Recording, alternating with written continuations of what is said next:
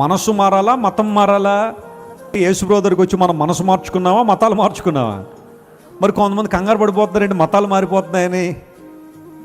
వారికి వాస్తవం అర్థం కాలేదన్నమాట, సత్యం తెలియట్లే వాళ్ళకి. మతం మార్చుకుంటున్నారు, మతాలు మారిపోతున్నాయి. జాన్ వెస్లీ లాంటి వాళ్ళు చాలామంది మతాలు మార్చేస్తున్నారని కొంతమంది అనుకోవచ్చు, కానీ ఇక్కడ జరుగుతుంది అది కాదు. మతాలు మార్చడం అది దేవుని ఉద్దేశం కాదు. యేసు ప్రభు ఎక్కడ కూడా మీరు నా మతంలోకి వచ్చేయండి, నా మతంలో కలిసిపోండి, నా మతంలో దిగిపోండి అని యేసు ప్రభు ఎక్కడ చెప్పలేదు.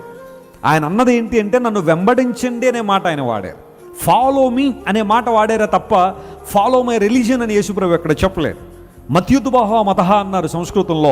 మతి నుండి పుట్టింది మతం, మనిషి యొక్క ఆలోచనలు వచ్చింది మతం, దేవుని ఆలోచన వచ్చింది మార్గం. ఆ మార్గంలో మనం పయనించాలని దేవుడు ఆశించాడు, కానీ మతాల్లో కలవాలని కాదు కదా. మీ మనస్సు మారాలి. మీ మనస్సు మారితే మీరు రూపాంతరంలోకి వస్తారు. అప్పుడు మీ జీవితాల ద్వారా దేవునికి మహిమ ఉంది, దేవుని చిత్తం ఏంటో మీరు తెలుసుకుంటారని లేఖనాలు సెలవిచ్చాయి. చాలామంది అడుగుతుంటారు, వెస్లీ గారు దేవుని చిత్తం ఏంటండి? What is the will of God for my life? How can I know God's will?